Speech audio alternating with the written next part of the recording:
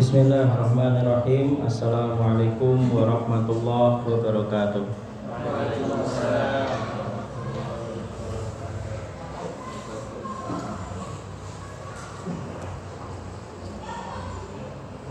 Alhamdulillah, hamdan thayyiban mubarakan fih.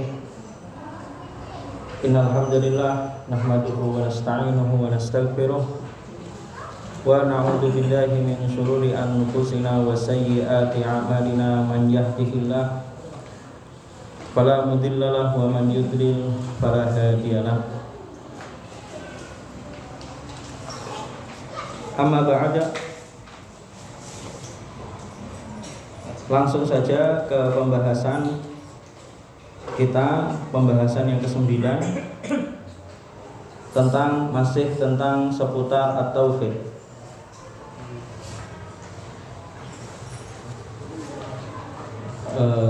Dibaca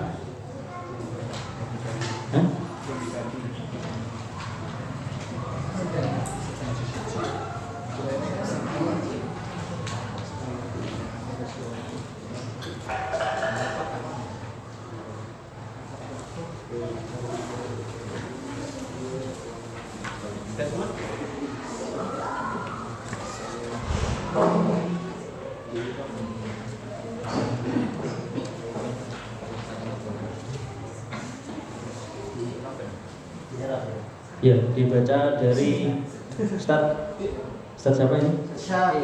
Ustaz Syakir. Monggo Ustaz Syakir.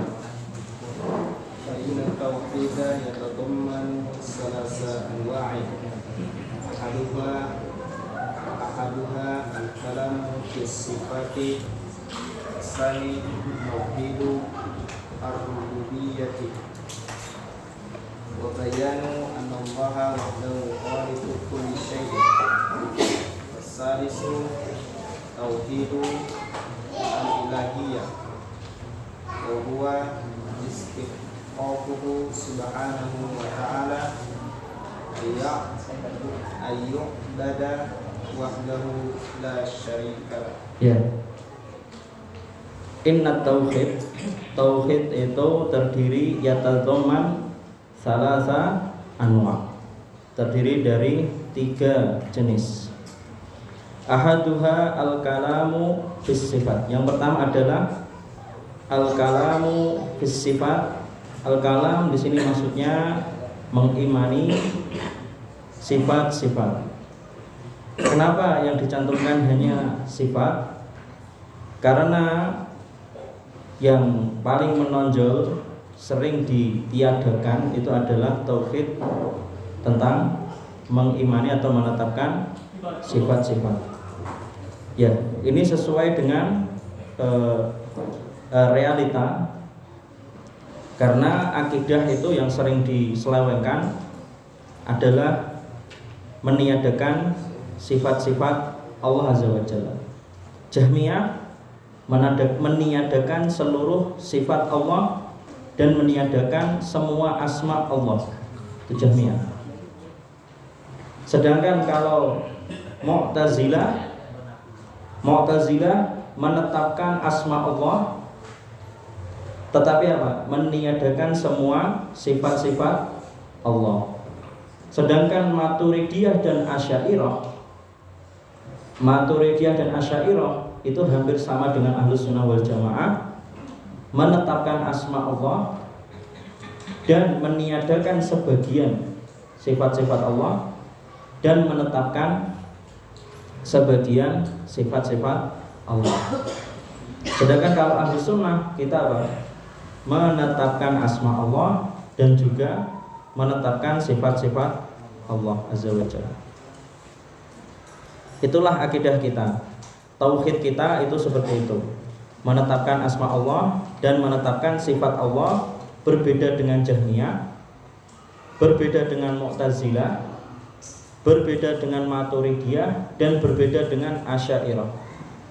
Dan yang paling mendekati Ahlus Sunnah, maksudnya mendekati pemahaman para sahabat dan mendekati pemahaman para tabi'us sahabah kan itu, yaitu adalah Asy'ariyah dan Maturidiyah. Ahlus sunnah wal jamaah ini maksudnya ya pemahaman sahabat, pemahaman para salafus soleh, kan itu Ahlus sunnah wal jamaah. Itu tentang sifat. Di situ memang ada perbedaan yang sangat menonjol. Kalau asma itu hampir semua menetapkan, kecuali kalau Jahmiyah. Jahmiyah meniadakan asma Allah. Itu ciri-ciri Jahmiyah. Jadi gini, Jahmiyah itu menganggap menetapkan asma Allah dan menetapkan sifat Allah menurut Jahmiyah itu syirik, karena menyebabkan bermacam-macam nanti yang diibadahi, kan itu. Seperti contohnya apa coba? Seperti doa a'udzu bikalimatillahi at-tammat. Itu kalau orang yang cara berpikirnya rusak, dianggap berdoa seperti itu syirik. Kalau yang rusak, dan itu sempat pernah viral di media sosial, di WA atau di internet, kan itu. Ada orang-orang yang membahas itu, mengkritik doa tersebut. Ada orang-orang yang apa ya istilahnya ya ini seperti pemahaman Jahmiyah ini, seperti pemahaman Jahmiyah dan seperti Mu'tazilah.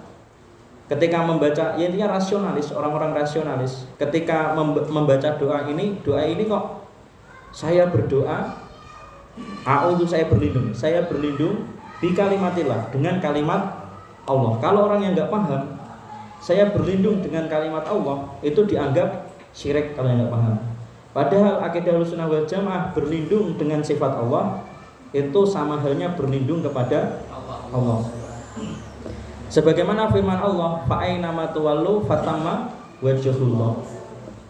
Di mana saja kamu menghadap, di sanalah wajah Allah. Ketika kita bilang di sanalah wajah Allah, itu kita menetapkan bahwasanya kita menghadap kepada Allah. Jadi ketika kita menghadap kepada sifat Allah, wajah Allah, itu artinya kita menghadap kepada Allah, bukan berarti terus ada zat lain, kan itu. Ya kan? Itulah kesalahan Jahmiyah di situ, kesalahan Mu'tazilah juga sama di situ, dan kesalahan sebagian Asy'ariyah dalam beberapa masalah dan Maturidiyah dalam beberapa masalah. Allahu a'lam bishawab. Wasani tauhid rububiyah, tauhid ar-rububiyah. Tauhid yang kedua adalah tauhid ar-rububiyah. Wa bayanu, dan menjelaskan bahwasanya Allah itu wahdahu khaliqu kulli syai'. Allah satu-satunya, sang pencipta segala sesuatu. Tauhid ar-rububiyah itu hampir semua meyakininya, hampir semua menetapkannya, tauhid rububiyah. Meskipun orang-orang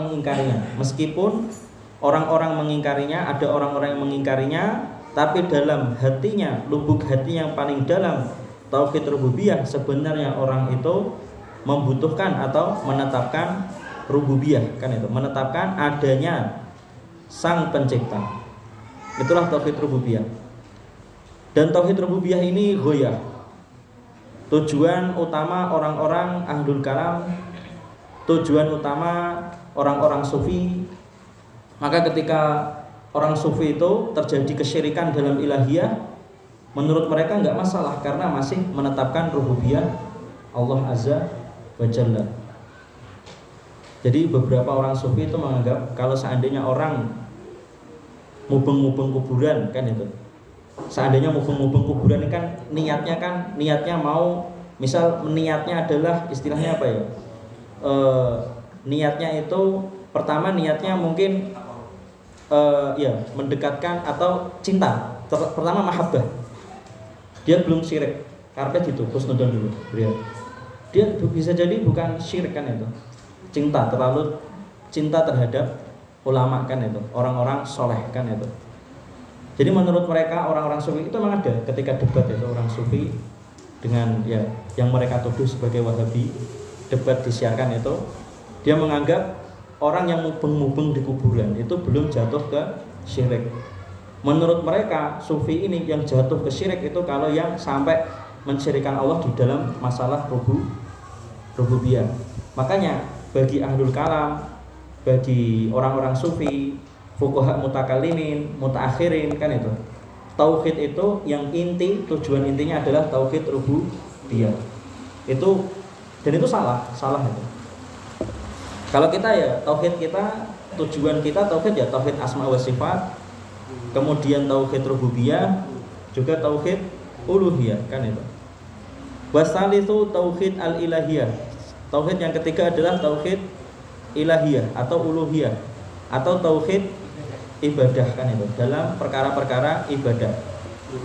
Wa huwa istihqaquhu subhanahu wa ta'ala, ialah apa? Yang berhak kan itu.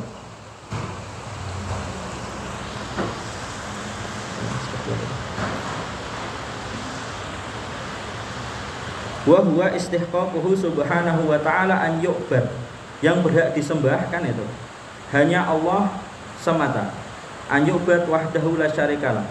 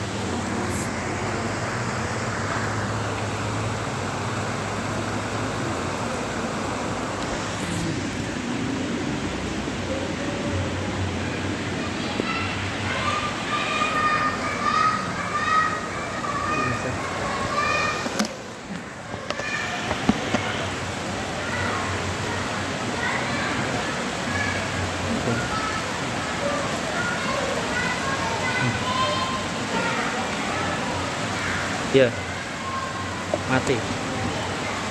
Lampu mati ya. Bismillah.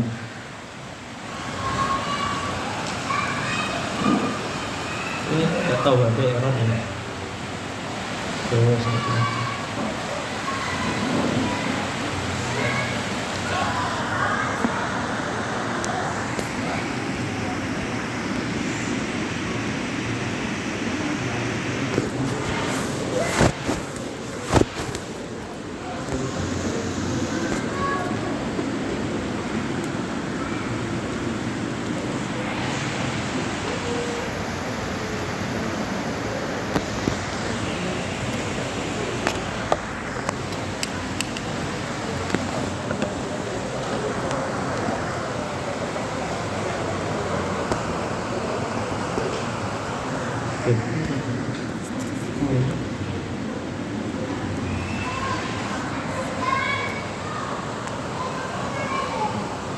Ya, kembali tentang tauhid ilahiyah.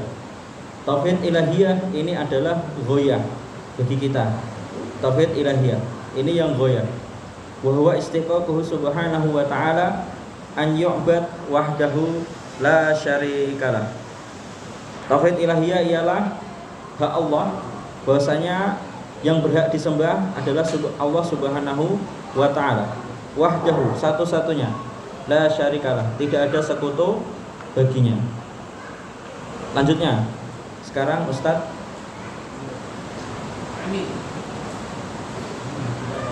Siapa ya? Yang belum beda, Ustadz Hamdi. Paragraf kedua. Bismillahirrahmanirrahim. Al-awwalu wa inna mufata sifati al-qadu nahya sifati fi musamma tawhidi. Al-jahmi dumi safana wa man faqahu fa innahu qalu ithbatu sifati yastarjimu ta'abbudal wajibi. Wa hadha qawlu ma'duful fasadi bid-darurati wa inna ithbata zatin mujarradatin an jami'i sifati la yutasawwaru laha wujudun fil khariji fa Bainama dzihnu qad yafridul hala wa yatakhayyaluhu wa hadza ghayatut ta'til. Ya, dari pembahasan pertama tadi, paragraf pertama, tauhid tadi kan ada 3, kan itu. Tauhid ada 3. Tauhid sifat, tauhid rububiyah, tauhid uluhiyah. Dan kita memperhatikan 3 tauhid itu. Sedangkan kalau ahlu bid'ah itu ada yang hanya fokus di rububiyah saja. Ada yang hanya fokus di rububiyah saja. Akhirnya apa? Kalau fokusnya di rububiyah kan itu, selama meyakini Allah sang pencipta, rububiyah itu kan berkaitan apa? Berkaitan keyakinan kan itu. Kalau uluhiyah itu berkaitan dengan amalan kan itu. Berkaitan dengan amalan. Makanya tauhid rububiyah itu disebut, istilah lainnya itu ada yang menyebutnya tauhid al-khobari, ada yang menyebutnya tauhid al-ilmi, ada yang menyebutnya tauhid al-ma'rifah kan itu, ada yang menyebutnya tauhid al-i'tiqadi kan itu. Ya kan? Karena sedangkan kalau tauhid uluhiyah ini ada yang menyebutnya tauhid at-thalabi kan itu, al-amali kan itu. Itu istilah lain tauhid uluhiyah. Kalau tauhid asma wa sifat masuknya mana? Masuknya mana? Amali atau ilmi? Ilmi, khobari kan itu, i'tiqadi. Jadi tauhid asma wa sifat itu diambil dari rububiyah kan itu, ya kan? Kenapa difokuskan tauhid sifat? Kenapa dikhususkan bab khusus? Kenapa coba? Karena banyak penyimpangan di sini. Banyak penyimpangan dari orang-orang mana? Ahlul kalam. Di dalam Islam, ahlul kalam dalam Islam sendiri. Kalau di luar Islam, penyimpangan dari orang-orang filsafat kan itu. Karena filsafat mereka berbicara tentang ilahiyah juga kan itu, berbicara tentang rububiyah juga kan itu, berbicara tentang sifat-sifat Tuhan juga kan itu. Makanya ilmu akidah itu memang fokusnya di sini kan itu, tentang sifat kan itu. Jadi mana rububiyah dan uluhiyah kan itu. Kemudian dikhususkan lagi ada tauhid sifat kan itu, asma wa sifat kan itu, dikhususkan lagi tauhid asma wa sifat. Dan di era sekarang, di akhir-akhir ini, ada yang merinci lagi, mengkhususkan lagi, ada tauhid lagi, lebih khusus lagi, tauhid apa coba? Hakimiyah. Ada yang menyebutnya mulukiyah, ada yang menyebutnya hakimiyah. Itu berkaitan tentang apa? Mentauhidkan, mengesahkan masalah hukum, tahkim, tasyrik kan itu. Ya kan? Masalah pensyariatan ditauhidkan. Karena apa? Coba. Karena menyebarnya penyimpangan dalam masalah tasyrik kan itu, mengambil sumber hukum. Ada penyimpangan luas sekali di kalangan umat manusia dalam apa? Tasyrik, dalam berhukum, mengambil keputusan atau berhukum kan itu, atau yatahakkamun kan itu, meminta hukum kan itu kepada selain hukum Allah kan itu. Banyak demokrasi, parlemen, monarki, banyak sekali hukum-hukum selain Allah atau hukum-hukum yang masyhur disebut istilahnya tauhid kan itu. Makanya ada pembahasan khusus disebutnya tauhid hakimiyah. Dan beberapa ulama ini memang jujur saya, beberapa ulama ada yang mengatakan itu bid'ah. Ada beberapa ulama yang mengatakan itu bid'ah. Ada beberapa ulama yang tidak mengatakan itu bid'ah.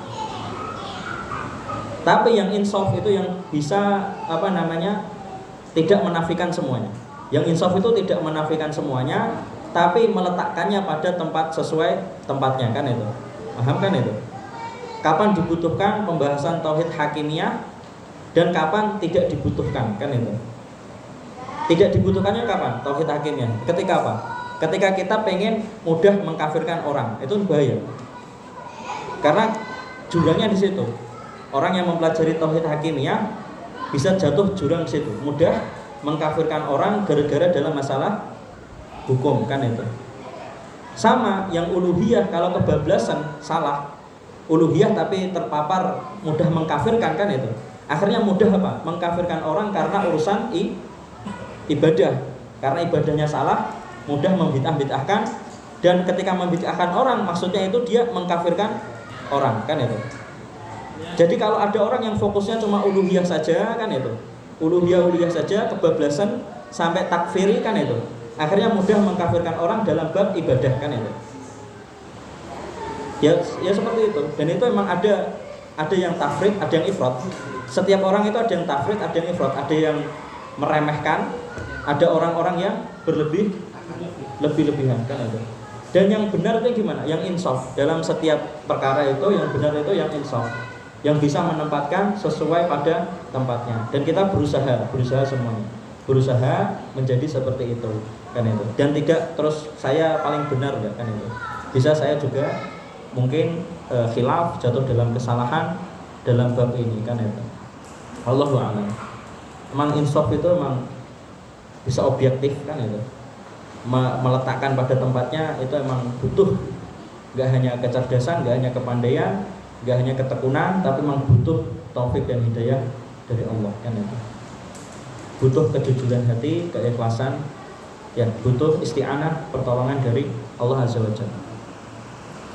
Kemudian ini tadi yang paragraf kedua. Yang pertama itu apa? Amal awal. Yang pertama itu berarti apa? Tauhid sifat. Amal awal tauhid sifat. Fa inna nufatas sifati, sesungguhnya para peniada sifat. Nufatas sifat, orang-orang yang meniadakan sifat. Ahlu bid'ah meniadakan sifat. Adkhalu, mereka mencantumkan nafiyas sifati fi musammat tauhid. Ini garis bawah. Ini sumber kesesatan di sini. Apa? Mencantumkan meniadakan sifat sebagai apa? Tauhid. Fi musamma at-tauhid, istilah tauhid. Meniadakan semua sifat kan itu. Kal Jahm bin Safwan, seperti Jahm bin Safwan. Wa man wafaqahu, dan siapa saja yang menyetujuinya. Jahm bin Safwan itu berguru ke Al-Ja'du bin Dirham. Kemarin sudah kita bahas itu pernah. Dan berguru terus sampai sanadnya itu sanad Jahmiyah ini bersambung kepada tokoh Yahudi, namanya itu siapa yang menyihir Nabi itu? Labid. Sampai lupa nama saya. Labid siapa itu? Ya. Lupa saya. Al-Ahsam. Labid Al-Ahsam. Labid Al-Ahsam. Ya, Labid bin Al-Asam atau Labid Al-Asam, ya masalah. Itu sumber Jahmiyah kan itu. Dan itu dijelaskan di di buku-buku akidah kan itu, banyak kan itu. Tentang sanadnya orang-orang liberal, sanadnya orang-orang ahlul kalam, sanad itu gurunya orang-orang Jahmiyah itu adalah orang-orang Yahudi. Semua ahlul bid'ah itu sumbernya semua dari orang Yahudi. Makanya pernah ada itu di Facebook itu pernah ada orang gimana ya, ketika dituduh murji'ah kan itu, dia itu berkata, kan nggak apa-apa, mending murji'ah daripada khawarij kan itu. Ada ngomong gitu, mending murji'ah daripada khawarij kan itu. Dan dia berdalil karena murji'ah itu belum ada di zaman Nabi kan itu.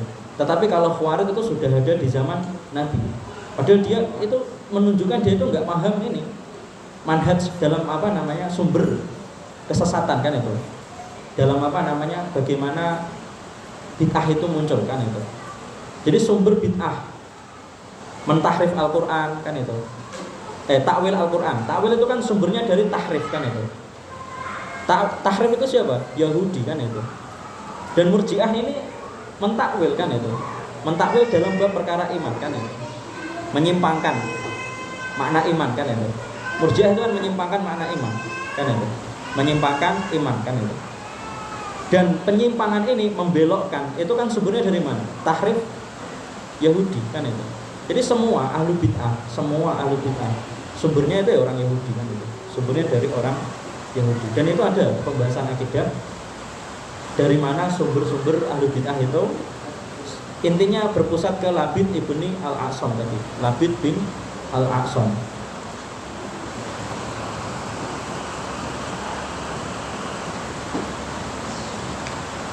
Fa innahum qalu, mereka berkata, isbatus sifati yastalzimu ta'adduda al-wajib. Itu menetapkan sifat-sifat itu apa? Akhirnya apa? Mengakibatkan ta'addud, banyaknya kewajiban. Maksudnya apa? Ibadah itu jadi banyak kan itu. Arah yang harus diibadahi jadi banyak kan itu. Maksudnya gitu. Wa hadzal qaul ma'lumul fasad. Ucapan ini jelas sekali nampak rusak bid-darurah, mau tidak mau kan. Kenapa? Fa inna itsbata dzatin mujarradah, karena hanya menetapkan zat saja, an jami'is sifat, tidak menetapkan sifat-sifat kan itu.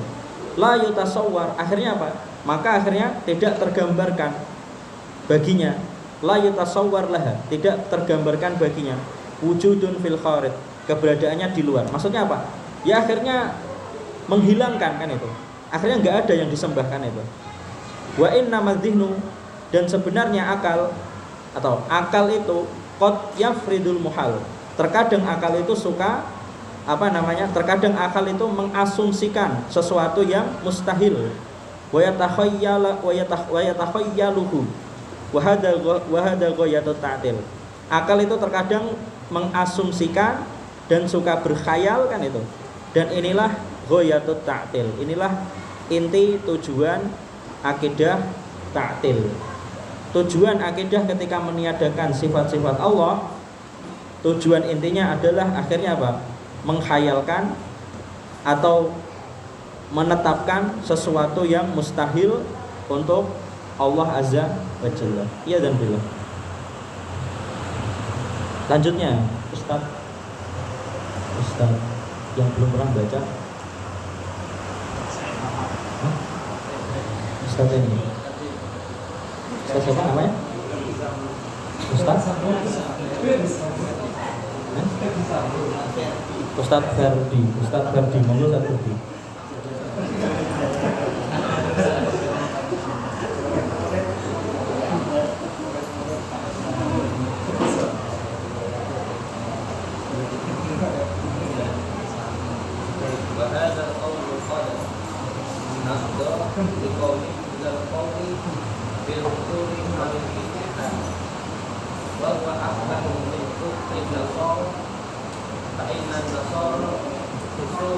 Khassuhu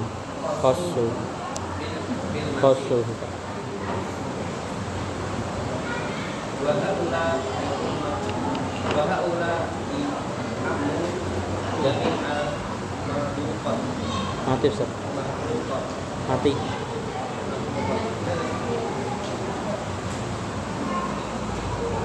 Bismillah.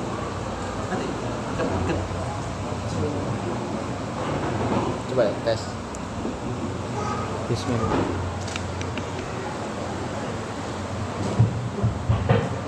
Bismillah. Ya. Bismillah. Bismillah. Bismillah. Bismillah. Bismillah. Bismillah. Wa hadzal qaul, ucapan ini tadi, ucapan Jahmiyah ini tadi, qad afdha biqaumin ilal qaul bil khulul awil ittihad. Ucapan ini tadi mengakibatkan orang-orang banyak yang meyakini al-khulul wal ittihad. Wa huwa akbah min kufrin Nasara. Keyakinan ini lebih buruk dari keyakinan orang-orang Nasrani, daripada kekufuran orang-orang Nasrani. Fa innan Nasara khassuhu bil Masih. Orang Nasrani itu melakukan ini hanya khusus untuk Nabi Isa bil Masih. Wa haula'i ammu jami'al makhluqat. Sedangkan mereka orang-orang Jahmiyah memberlakukannya untuk semua makhluk kan itu. Al-hulul wal ittihad itu apa? Al-hulul wal ittihad.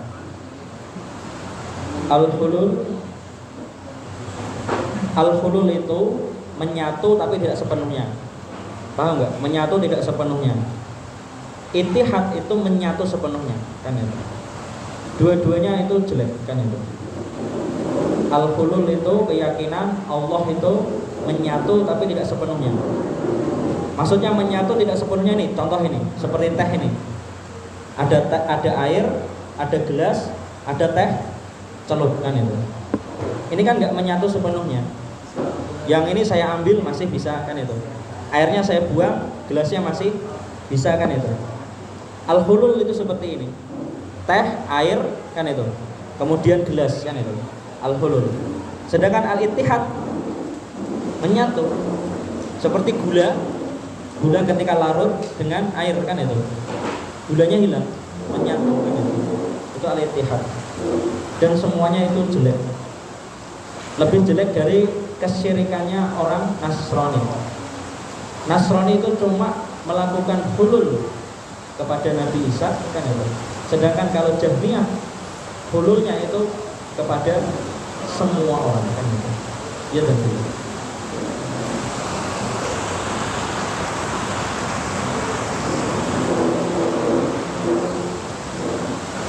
Lanjutnya berarti.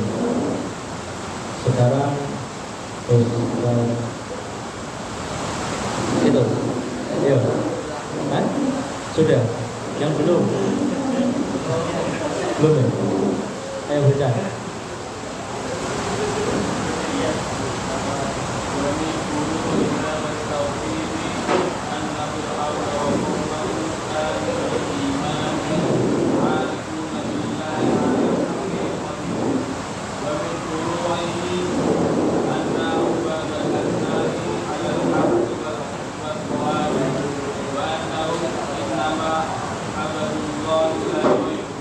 Abdullah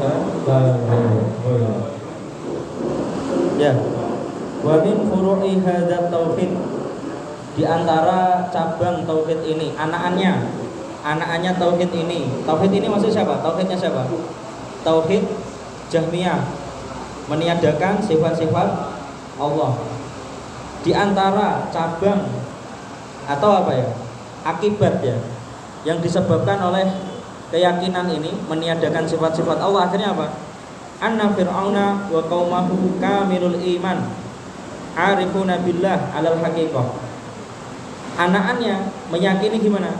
Menurut mereka Fir'aun dan kaumnya, mereka itu sebenarnya sempurna imannya. Mereka sebenarnya mengetahui Allah hakikatnya. Wa min furu'ihi, dan diantara cabangnya juga, cabang-cabangnya kesesatan ini, kan itu. Anna ubadal asnam, bahwasanya para penyembah berhala mereka itu benar. Was-shawab, benar ya. Wa annahum innama abadullaha la ghairah, dan mereka meyakini mereka yang menyembah berhala itu sebenarnya mereka menyembah Allah, tidak menyembah yang lainnya. Ya. Akhirnya apa? Orang-orang seperti ini kalau zaman sekarang itu ya, misal jangan katakan orang kafir itu kafir, kan itu. Jangan katakan orang Nasrani itu kafir, kan itu. Bisa jadi orang Nasrani itu di dalam hatinya ada iman, kan itu. Yang paling buruknya itu apa? Jangan katakan iblis itu kafir, kan itu. Hah? Ada loh pernah sampai itu. Jangan katakan iblis itu kafir, kan itu. Wong iblis itu pernah bertemu dengan Allah, kan itu. Padahal sudah jelas iblis itu kafir, aba wastakbara, kan itu. Wa kana minal kafir, jelas Allah bilang, Allah berfirman seperti itu, kan itu. Jelas kan? Tapi ada orang yang bilang, jangan katakan itu kafir, kan itu. Kan itu. Yang lebih parah itu. Akhirnya apa? Gak ada yang kafir, kan itu. Gak ada yang kafir akhirnya, kan itu. Yang kafir terus siapa, kan itu. Di antara cabangnya mereka ini, sesatnya orang ini apa? Orang yang mubeng-mubeng di kuburan, kan itu. Orang yang di kuburan itu nyembah kuburan, kan itu. Jangan dikafirkan, kan itu. Bisa jadi mereka itu sebenarnya hatinya itu sempurna imannya kan itu. Apalagi dukun-dukun itu beriman kan itu. Sebenarnya sempurna imannya kan itu di hatinya kan itu. Karena mereka apa? Meyakini semua orang ini di hatinya itu sebenarnya beriman menurut mereka kan itu. Karena apa?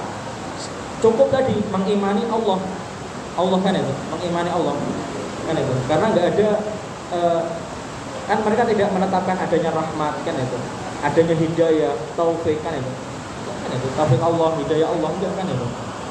Mereka cuma Allah kan itu. Akhirnya kalau ada yang salah dalam bab tadi kan itu, dalam bab yang misal menyembah kuburan kan itu, uluhiyah kan itu, dalam bab uluhiyah ada orang yang salah dalam bab uluhiyah, mereka tidak itu enggak, bukan kafir kan itu. Yang kafir itu kalau apa? Yang meniadakan Allah kan itu. Bagi Jahmiyah yang kafir itu yang meniadakan Allah kan itu, tok kan itu. Tapi mereka akhirnya tadi, bahkan Fir'aun saja menurut mereka itu Fir'aun meyakini Allah kan itu. Ya teman-teman. Lanjutnya Ustaz siapa? Ustaz Ilyas, mana Ustaz Ilyas? Gak ada.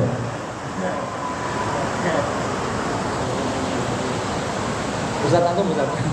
Coba apa tuh?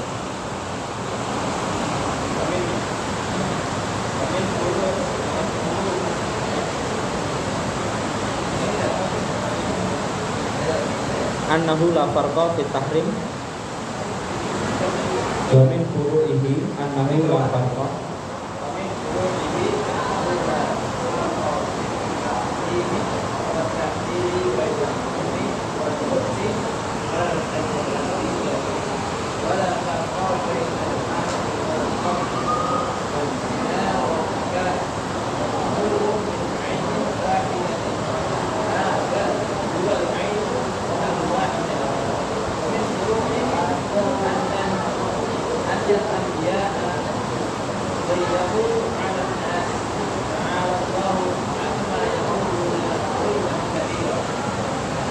ya, dan di antara furuknya wa min furu'ihi annahu la farqa fit tahrim wa tahlil. Mereka tidak membedakan antara halal dan haram, bainal wal wal ajnabiyah, antara ibu dengan saudara perempuan, dengan wanita lain.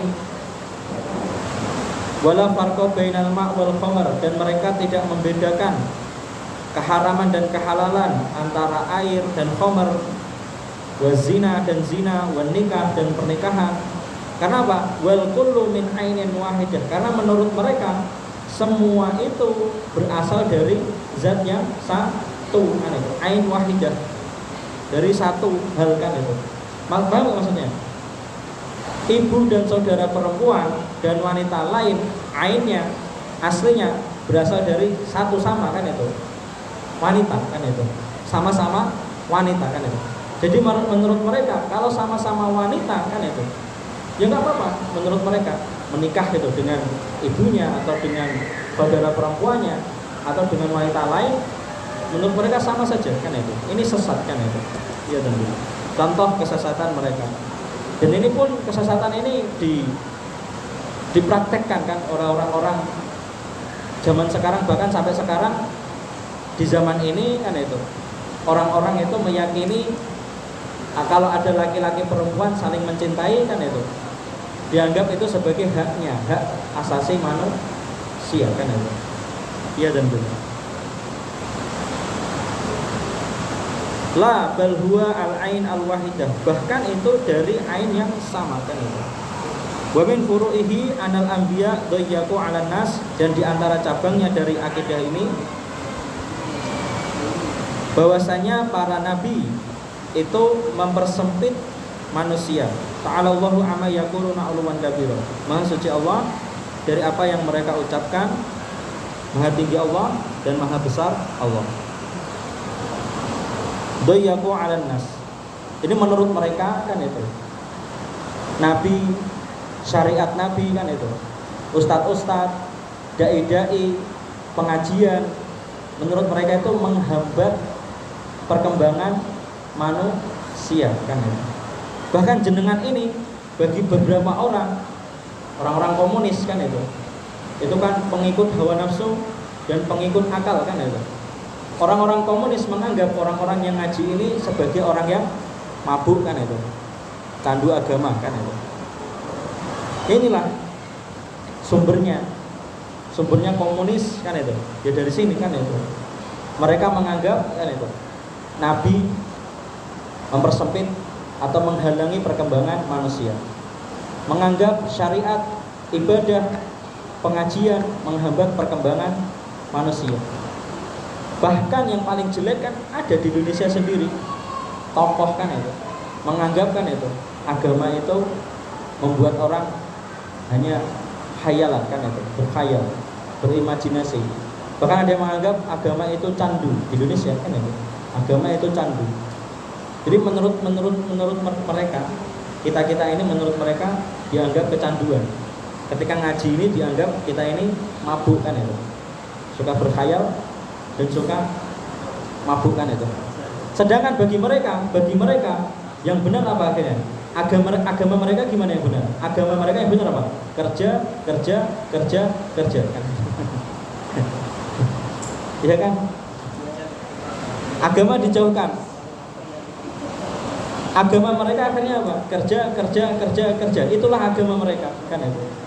Akhirnya apa? Karena agamanya kerja atau akhirnya apa?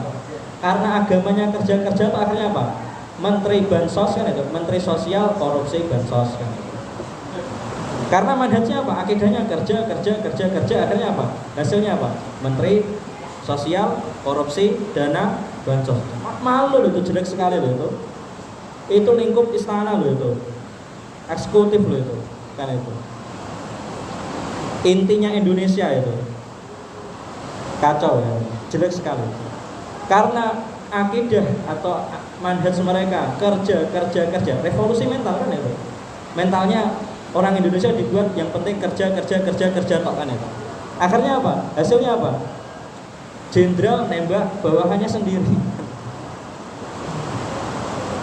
Karena akidah mereka, agama mereka kerja tok. Akhirnya apa? Tentara yang didoktrin harusnya itu melindungi rakyat, malah apa? Nembak istrinya sendiri kan itu. Karena mental tadi kerja. Tidak diimbangi dengan agama atau dai ulama minggir kan itu. Ini bukan urusan ulama kan itu. Perkembangan negara ini bukan urusan ulama kan itu. Ini bahwasanya para nabi doyaku alan nas kan itu. Ini akibat apa? Ya kesesatan di sini kan itu. Karena tadi mengedepankan akal kan itu. Meniadakan sifat-sifat Allah itu karena mengedepankan akal. Ya sumbernya asasnya dari sini karena mereka mengutamakan akal dan hawa nafsu kan itu. Akhirnya apa? Tadi nomor satu agama itu ya kerja. Ya dan benar.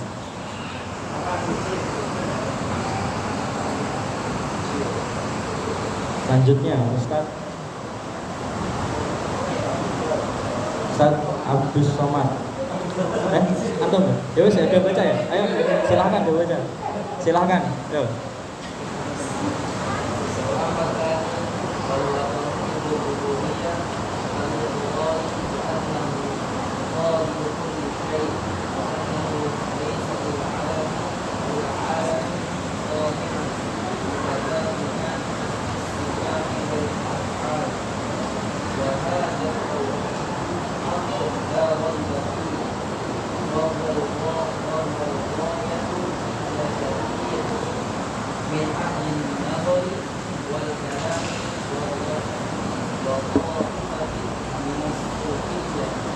Ya, itu tadi tauhid yang pertama, tauhid tentang sifat.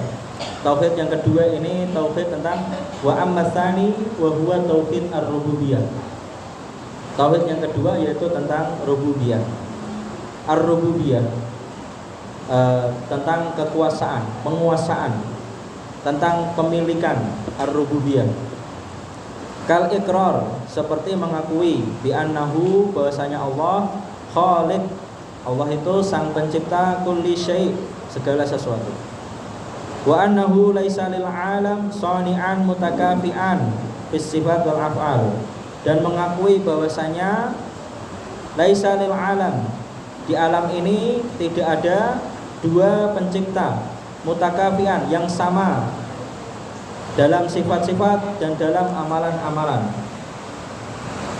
Wa hadza tauhid haqqun la raiba fih, tauhid ini sungguh benar, tidak ada keraguan padanya.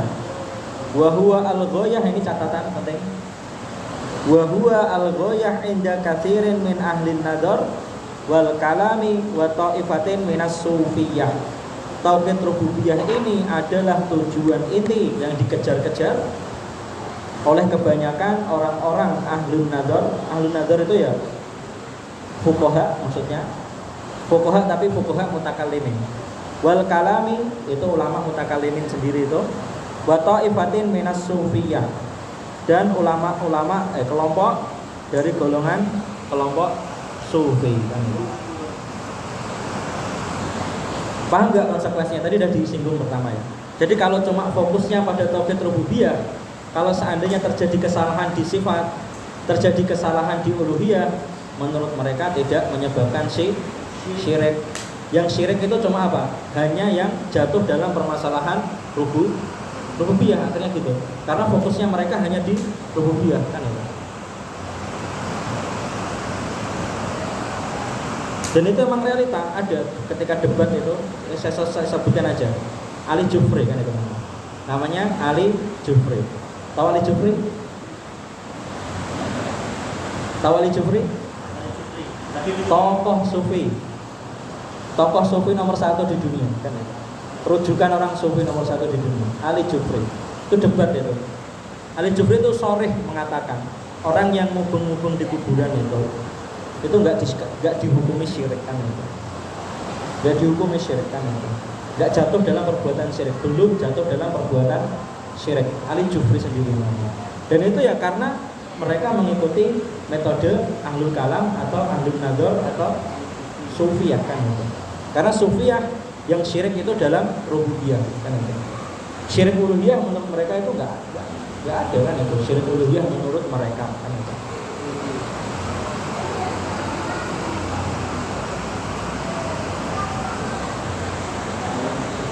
Terakhir ya, masih ini terakhir siapa? Ustaz Antum Abdul Somad.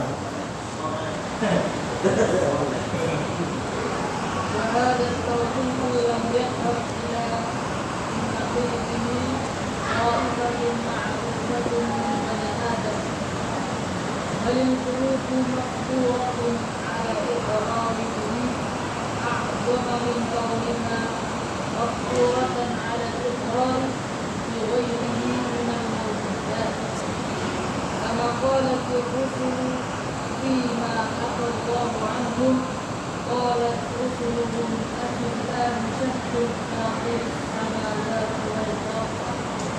Ya. Hadza tauhid ini lam yadhhab ila naqidihi ta'ifah ma'rufah min bani Adam. Belum pernah ada satu kelompok pun di antara manusia atau satu agama pun di antara manusia yang menolak tauhid ini kan itu. Balil qulub, bahkan setiap hati mafturah yang diciptakan alal iqrar bihi, diciptakan untuk mengakui tauhid ini. Bahkan setiap hati diciptakan untuk mengakui tauhid ini. A'dzam min kauniha mafturatan alal iqrar bi ghairihi minal mawjudat. Lebih besar daripada keberadaan hati yang diciptakan untuk mengakui selainnya di antara makhluk. Maksudnya apa? Hati nurani manusia itu aslinya mengakui rububiyah Allah kan itu. Mengakui rububiyah siapa? Mengakui bahwasanya ada satu-satunya sang pencipta alam. Hati kecil, hati nurani. Meski apa? Meski hati besarnya itu berbohong, meski hatinya itu musyrik, meski lisannya itu syirik, meski dia berkata kesyirikan kan itu, Tetapi dari lubuk hatinya yang paling dalam kan itu, yang diingkari hati nuraninya, tetap sebenarnya manusia itu semuanya mengakui kan itu adanya apa? Satu-satunya sang pencipta alam, itu maksudnya. Kama qalatir rusul, sebagaimana para rasul berkata, fi ma hakallahu anhum, yang mana difirmankan oleh Allah tentang mereka. Qalat rusuluhum, para rasul mereka berkata, afillahi syakkun, apakah terhadap Allah kalian meragukan? Fatiris samawati wal ard, sang pencipta langit, wal ard, dan sang pencipta bumi. Allahu a'lam bishawab. Ya, ada yang ditanyakan tentang masalah ini? Kalau dalam masalah melihat fenomena alam seperti gempa bumi, kemudian gunung berapi, kalau orang muslim hanya melihatnya dari segi alam aja, berarti juga bermasalah akidah nih. Iyalah. Jadi kalau cuma menganggap kejadian alam semesta ini hanya proses alam saja, tidak mendasarkan kepada Allah Azza wa Jalla atau firman Allah, kan itu jelas jatuh pada perbuatan syirik, kan itu jatuh pada perbuatan syirik. Makanya penyusunan kurikulum tentang ilmu apa itu? Ilmu biologi, ilmu fisika, ilmu apa lagi? Geografi, bahkan sosiologi, semua IPS, IPA, IPS kan itu. Itu kalau bisa sebelum membahas perkara dunia kan itu. Perkara dunia itu disandarkan kan itu, atau diasaskan kepada ayat-ayat yang berkaitan kan itu. Baru membahas yang berkaitan dengan dunia kan itu. Jadi sebelum masuk ke pembahasan dunia, ditanamkan akidahnya kan itu, bahwasanya terjadinya hujan ini sepenuhnya adalah kekuasaan Allah Azza wa Jalla. Baru setelah itu kita membahas proses alamnya. Tapi sebenarnya itu tetap makruh kan itu, tetap makruh membahas seperti itu. Ulama-ulama, Imam Nawawi membahas pas ketika Imam Nawawi mengomentari hadis itu, umirtu bifadlillahi wa rahmatih. Ketika hadis itu disyarahkan itu. Bukan dikomentari, tepatnya disyarah oleh Imam Nawawi, ada pembahasan itu tentang mana yang jatuh ke murtad kan itu, mana yang syirik kecil atau kufur nikmat, mana yang hanya berdosa, mana yang makruh, itu dibahaskan itu, dibahas di itu.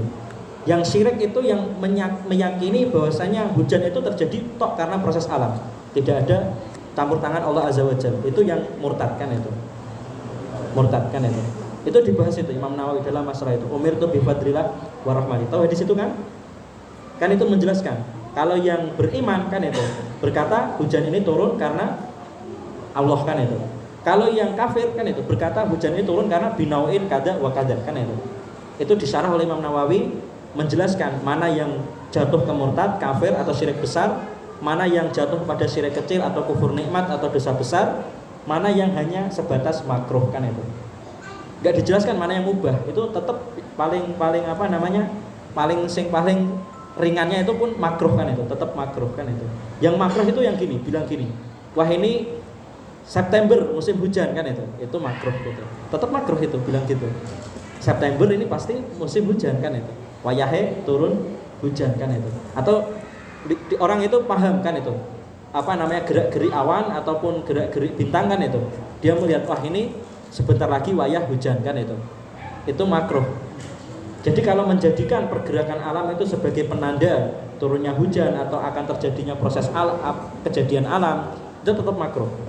Prediksi-prediksi itu loh, bencana alam atau prediksi hujan kan itu makruh, tetap makruh. Yang sebagian ulama ada yang mengatakan itu kufur nikmat, ada yang bilang makruh, ada yang kufur nikmat, itu ikhtilaf. Kalau yang kafir murtad kan itu yang mutlak mengatakan hujan itu adalah proses alam, mutlak mustakil kan itu, proses alam mustakil, tidak ada kehendak Allah Azza wa Jalla kan itu. Ya dan benar. Itu Saya belajarnya dari Syekh Mustafa Al-Adawi, ya menukil dari Imam Nawawi kan itu. Hadisnya itu. Jenengan kalau membaca hadis itu dan buka syarah-syarahnya di Fathul Bari, kemudian Al-Minhaj kan itu, syarah Imam Nawawi kan itu. Kemudian Al-Mufhim, syarah Al-Qurtubi, disinggung itu semua itu, bab itu, fikih dalam masalah itu. Itu kan fikih ya. Antara yang haram, antara yang halal, yang boleh, makruh kan itu. Itu kan bab fikih kan itu maksudnya. Ya, pertanyaan antum ini maksudnya fikih kan itu.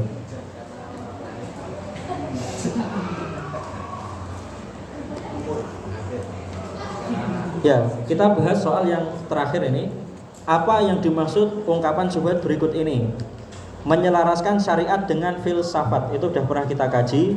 Sekarang yang kita bahas itu apa yang dimaksud syariat kan itu. Syariat apa Ustaz? Ayo. Syariat apa yang dimaksud syariat? Hah? Syariat ini definisinya itu bergeser ternyata kan itu. Kalau jenengan pahami, telusuri tarikh kan itu. Secara bahasa kan itu apa itu? Ilmu apa gitu. Jadi bahasa itu bisa bergeser kan itu maknanya. Ada ilmu khususnya kan itu. Jadi awalnya syariah itu asal mulanya artinya syariah itu agama Islam. Ad-din, Shiratal Mustaqim, agama Islam. Kemudian bergeser Imam Al-Ajuri menyusun kitab kan itu. Namanya Asy-Syariah kan itu. Isinya itu apa? Tentang akidah kan itu. Asy-Syariah diartikan permasalahan-permasalahan akidah kan itu. Kemudian bergeser ada penyimpangan dalam pendefinisian syariah dilakukan oleh orang-orang sufi kan itu. Menurut mereka syariah itu adalah amalan yang nampak kan itu. Untuk membedakan amalan yang batin. Syariah itu amalan yang nampak, hakikat itu amalan yang tersembunyi. Kalau syariat dan hakikat tidak bisa kok yang isinya nggak bisa selaras kan itu, maka masih bermasalah orang ini kan itu. Dan itu salah ya, itu salah, itu bid'ah itu. Sedang yang masyhur kontemporer sekarang, penggunaan istilah kontemporer sekarang, syariah itu digunakan untuk apa? Dalam penggunaan ini, dalam istilah sekarang ulama-ulama fikih, syariah itu lebih digunakan untuk amaliyah fikih kan itu, atau hukum-hukum yang berkaitan dengan amaliyah kan itu. Tidak mencantumkan akidah di dalamnya. Jadi syariah itu semua perkara hukum amaliyah kan itu. Bukan yang akidah, bukan yang keyakinan kan itu. Itu ulama-ulama zaman sekarang. Penggunaan syariah itu lebih digunakan untuk permasalahan fikih atau permasalahan hukum kan itu. Sedang perbedaannya di dalam kalangan ulama fikih sendiri, mereka membedakan syariah itu lebih dikhususkan untuk apa? Hukum-hukum yang mansus, hukum-hukum yang sharih, ada nasnya, teksnya jelaskan itu. Sedangkan kalau fikih itu lebih ditujukan untuk perkara-perkara ijtihad atau perkara istinbat kan. Itulah yang dimaksud syariah. Sebenarnya kalau kita bahas luas itu banyak sekali, tapi saya ringkas seperti itu. Intinya gitu, pergeserannya gitu. Kemudian filsafat, ilmu kalam dulu. Ilmu kalam itu ilmu tentang memaparkan bukti, dalil tentang keyakinan, akidah tentang Allah kan itu, tentang sifat Allah dengan dalil-dalil akliyah kan itu. Bedanya di sini. Ilmu kalam itu memaparkan akidah kan itu, atau dalil akidah dengan dalil-dalil akliyah kan itu ilmu kalam. Kemudian ada penyimpangan penggunaan istilah ilmu kalam ini, syubhat masyhur sekali. Ilmu kalam itu dianggap oleh orang mutakalimin ilmu akidah yang benar kan itu. Itu penyimpangan, syubhat ya, membelokkan. Dan itu bahkan jenengan kalau buka Wikipedia kan itu, pokoknya buka di internet, apakah itu ilmu kalam? Pasti ilmu kalam adalah ilmu akidah kan itu, yang ditekuni oleh ulama-ulama Ahlus Sunnah wal Jamaah kan itu. Dan itu salah kan itu. Itu pergeseran yang dalam ya istilah-istilah di dalam keilmuan kan itu, ilmiah. Dan banyak penyimpangan, pergeseran istilah-istilah seperti itu. Kemudian ilmu kalam itu juga sama, muradifnya itu adalah ilmu mantik. Dan itu pergeseran juga. Supaya lebih halus, ilmu kalam itu diistilahkan dengan ilmu mantik kan itu, mantik. Tapi pertanyaannya, ilmu kalam sama ilmu mantik sama nggak? Kalau kita rinci, ilmu kalam, ilmu mantik itu berbeda. Kalau ilmu kalam itu fokus pada urusan agama kan itu, terutama tentang Tuhan kan itu, Allah kan itu, sifat-sifat Allah kan itu. Sedangkan kalau mantik itu lebih luas, nggak hanya berkaitan tentang Allah kan itu, nggak hanya berkaitan tentang urusan agama kan itu, tapi bisa kedokteran kan itu, pokoknya semua urusan duniawi maksud semua yang ada kan itu mantik kan itu. Mantik itu kayak filsafah karena mereka ngambilnya dari falsafah kan itu. Ya, sekarang falsafah. Falsafah itu kalimat mu'arrobah. Mu'arrobah itu apa? Kalimat yang dirubah dari bahasa asing menjadi bahasa Arab kan itu. Bukan kalimat asli orang Arab gitu. Falsafah itu dari Yunani, bahasa Yunani. Berasal dari dua kata, philo sama sofis kan itu. Philo itu artinya mahabbah atau ithar, yaitu mencintai atau mengutamakan kan itu. Dan sufis itu diartikan artinya philo ya al-hikmah kan itu. Sufis itu diartikan filosofis itu diartikan hikmah atau pengetahuan atau istilahnya ya ilmu itu sendiri kan itu. Filosofi itu artinya filosofi akhirnya apa? Mencintai pengetahuan atau mencintai kan itu hikmah kan itu. Itu yang dimaksud penggunaan kalimat filosofis kan itu. Sedangkan kalau menurut ulama-ulama pemuka-pemuka filosofi ini, makna filosofi itu berubah-ubah memang. Ada yang mengatakan filosofi itu artinya mencari hakikat. Ada yang mengatakan filosofi itu artinya mencintai pengetahuan kan itu. Ada yang mengartikan filosofi itu ilmu kebenaran, yang mana itu sumber setiap kebenaran kan itu. Filosofi itu ilmu inti setiap kebenaran kan itu. Ada yang mengatakan seperti itu. Kemudian yang terakhir yang sering digunakan sekarang istilah filosof itu adalah ilmu akal, ilmu yang bebas kan itu. Tidak dikekang dengan batasan-batasan apapun. Itulah ilmu filosof zaman sekarang, ilmu akal, ilmu yang bebas kan itu, tidak dikekang dengan sesuatu apapun kan itu. Dan ilmu ini memutuskan kan itu, menghukumi wahyu dan memutuskan menghukumi adat manusia kan itu. Itulah ilmu filosof sekarang. Ilmu filosof yang sekarang banyak diterapkan di zaman ini, definisinya itu ilmu akal yang bebas kan itu, untuk menghukumi wahyu atau yang berkaitan dengan Tuhan kan itu, atau untuk menghukumi adat manusia berkaitan dengan manusia. Jadi menurut mereka ini filosof kan itu, Tuhan itu akhirnya siapa? Menurut filosof itu Tuhan itu akhirnya siapa? Akal akhirnya. Karena mereka ketika mau menilai Tuhan kan itu harus dengan akal kan itu. Yang berhak menentukan ini Tuhan ini benar, Tuhan ini salah, berhak disembah, tidak berhak disembah, menurut mereka akal. Itulah filosof kan itu. Manusia ini salah, perbuatan ini benar kan itu. Ini bahaya, ini bermanfaat kan itu. Semua disumberkan dari akal kan itu. Itulah filosof zaman sekarang kan itu. Allahu a'lam. Ada yang mau ditanyakan?